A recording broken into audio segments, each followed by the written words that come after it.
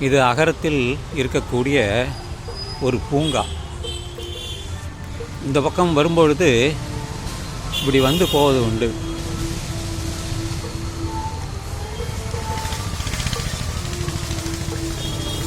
வந்து அமர்வதற்கு இடம் இருக்கிறது.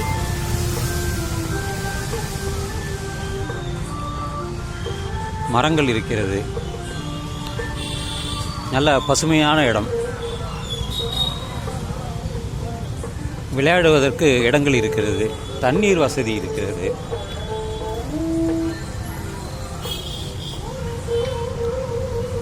இது வந்ததற்காகத்தான் இந்த பதிவு. இது முதல்வர் மு.க. ஸ்டாலின் அவர்கள் ஏற்பாடு செய்த ஒரு பூங்கா.